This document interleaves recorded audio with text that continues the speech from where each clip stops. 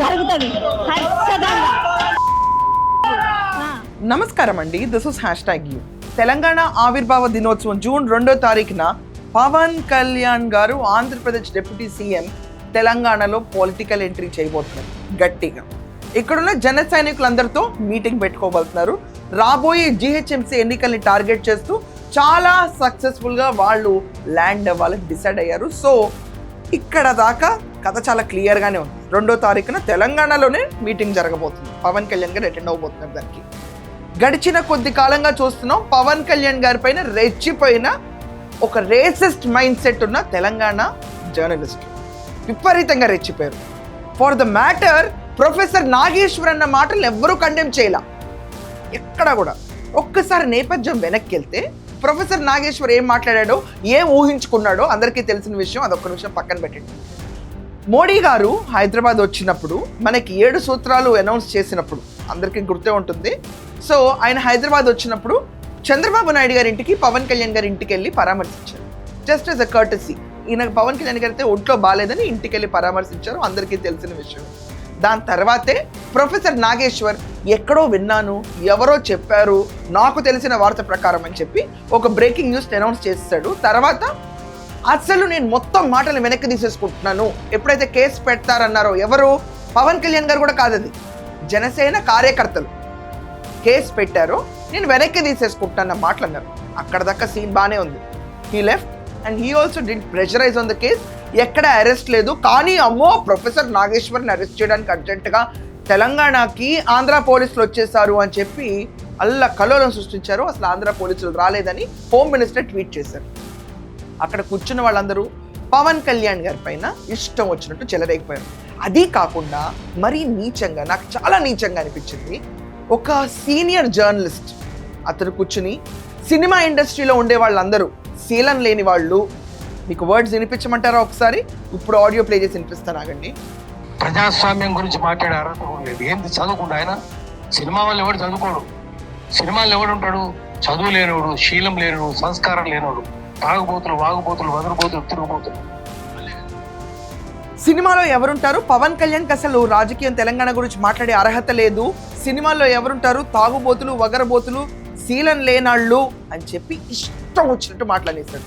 ఒక్కళ్ళు స్పందించరా దీనిపైన? విచిత్రం నాకు, ఒక్కళ్ళు స్పందించలేవు. సినిమా ఇండస్ట్రీకి ఇంత మేధావులు ఉన్నారు అసలు నిజంగా. మేము స్టాండింగ్ ఉంటాం, మేము ఇండస్ట్రీకి పిల్లర్స్ అంటారు. ఏమయ్యారు మేధావులందరూ? ఒక్కళ్ళు రాలా. అతను మాట్లాడిన తర్వాత ఇంకొక అతను కూడా మాట్లాడాడు, జర్నలిస్ట్ వచ్చి ఆయనకి 5 పెళ్ళాలు అన్న వర్డ్ అనేసారు. 5 ఎక్కడి నుంచి పుడతారో నాకే అర్థం కావట్లేదు. జగన్మోహన్ రెడ్డిని మించిపోయిన నెంబర్లు తీసుకొస్తారు. అది ఆ జగన్మోహన్ రెడ్డి 4 అన్నారు, ఇక్కడ కూర్చుని 5 అన్నారు. అది కూడా ఏంటి ఎడిటర్?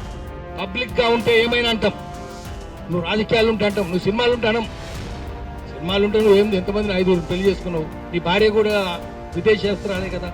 ఇంకా ఎదురు తిరిగి నిన్న ఒక మహిళ చెప్పు తీసుకుని కొట్ట మొదలు పెట్టింది పవన్ కళ్యాణ్ గారి ఫోటో. ఏంటి అది కూడా? చెప్పులతో అందుతామని హెచ్చరిస్తా ఉందని. ఇదంతా చూస్తుంటే ప్రొఫెసర్ నాగేశ్వర్కి చెప్పింది ఎవరో, ఆయన కోసం రౌండ్ టేబుల్ పెట్టి వీళ్ళందరూ ఈయన ఎందుకు తిట్టారో, దాంట్లో చంద్రబాబు నాయుడు గారిని లొకేషన్ తీసుకొచ్చి ఎందుకు కొట్టి తిట్టారో, రామారావు గారి మీద ఎందుకు పడ్డారో నాకైతే అర్థం కాలేదు.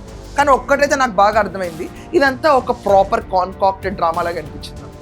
మేబీ అది అయి ఉండకపోవచ్చు, బట్ నా దృష్టిలో పర్ఫెక్ట్గా ప్లే చేసిన ఒక కాన్కాక్టెడ్ పొలిటికల్ డ్రామా అనిపించింది.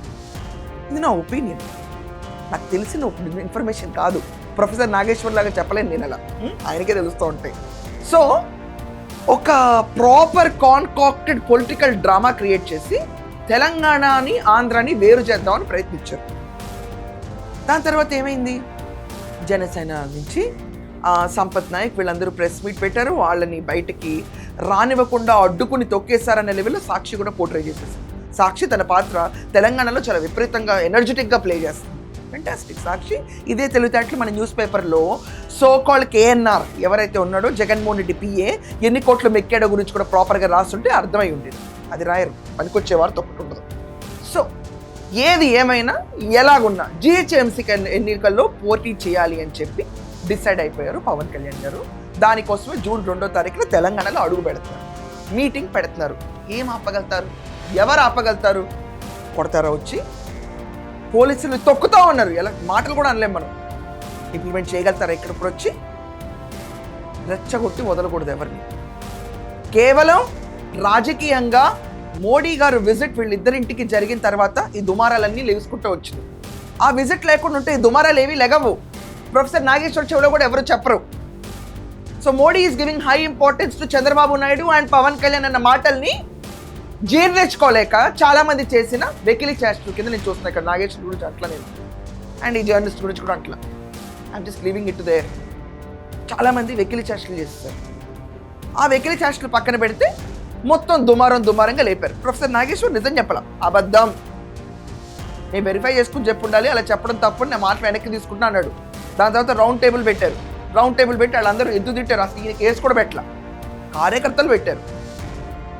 దానికి ఈయన గుతికేశారు, పెళ్ళిళ్ళు అన్నారు, సినిమా ఇండస్ట్రీలో ఉండే వాళ్ళందరూ వేస్ట్ అన్నారు. ఏంటి మాటలు? ఎవరెన్ని మాటలు అన్నా పవన్ కళ్యాణ్ మాత్రం జూన్ 2వ తారీఖున జిహెచ్ఎంసీ ఎన్నికల కోసం ఇక్కడ మీటింగ్ పెడతారు. ఎంత రభస జరుగుతుందో, ఆంధ్ర వాళ్ళు ఇక్కడ పోటీ చేయటం ఏంటంటారో, ఇంకేమేమి ప్రాంతీయ విభేదాలు లేపుతారో మనం వేచి ఉండాలి. For that matter everyone has right to contest anywhere. ఇది మన భారతదేశం, అది మర్చిపోయారు. తెలంగాణ స్పెషల్ దేశం కాదు, ఏ దొరల కింద నలిగిపోవట్లేదు. ఇంకా దొరలకి వెళ్ళి చెప్పుకోవాలి, ఇది తెలంగాణ, ఇది ఇండియాలో ఒక స్టేట్. సో చూసే మీ అందరికీ పవన్ కళ్యాణ్ గారి పొలిటికల్ ఎంట్రీ గురించి మీరేమంటారు? ఇక్కడ జిహెచ్ఎంసీ ఎన్నికల కోసం ఆయన ఇప్పుడు జనసేనతో మీటింగ్ పెట్టడం గురించి వీళ్ళందరూ ఇంకా రెచ్చిపోతారా లేకపోతే కామ్ అయిపోతారా? ఇవన్నీ ఖచ్చితంగా మీ ఒపీనియన్స్ కామెంట్స్లో రాయండి. That's all for now. Thank you.